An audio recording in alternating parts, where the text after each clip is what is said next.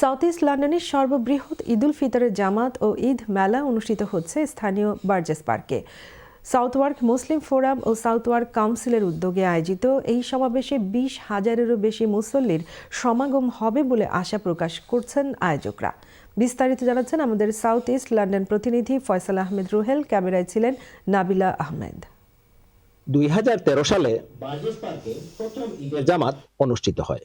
এরই মধ্যে south east লন্ডনের সর্ববৃহৎ এই ঈদ জামাত আয়োজনের সকল প্রস্তুতি সম্পন্ন করেছেন বলে জানান আয়োজকরা। We've done a lot of planning behind the scenes, a lot. Like I said, liaising with the council, with police. Love to see a lot of people come to the event. গত বছর এই পার্কে 20,000 মানুষ ঈদের নামাজ আদায় করেন। এবারও জমকালোভাবে পার্কে ঈদের জামাত আদায় করতে পারবেন বলে আশাবাদী স্থানীয় মুসল্লিরা।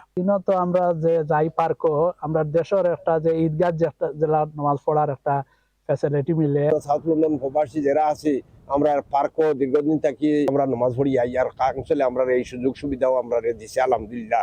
আর আপনারা সবাই বাচ্চা কাচ্চা লইয়া আইতা। ঈদ নামাজটা কিন্তু আল্লাহ রাসূল সাল্লাল্লাহু আলাইহি ওয়াসাল্লাম কোনো সময় মসজিদে ভিতরে পড়ছেন না। আপনিও কুলে আসমানের নিচে আইতা আর এটা ওয়াজিব হিসেবে বড় সুন্নত হিসেবে আপনি ঈদ নামাজ বাইরে পড়তা। আপনারা আউকা আইয়া দেখুকা বার্জেস পার্ক কি ধরনের নামাজ ভালো লাগবে। ঈদের জামাতে পুরুষ মহিলাদের নামাজ আদায় ছাড়াও বাচ্চাদের রাইডের পাশাপাশি থাকছে বিশ্বের বিভিন্ন দেশের মজাদার খাবারের স্টল। ঈদের দিন সকাল 10 ঘটিকার সময় ঈদের জামাত ও মেলা চলবে বিকাল 7 ঘটিকা পর্যন্ত।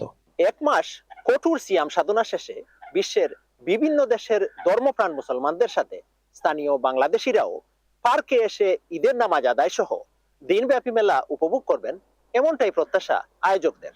Faisal Ahmed Ruhel, channel S news, Burgess Park, London.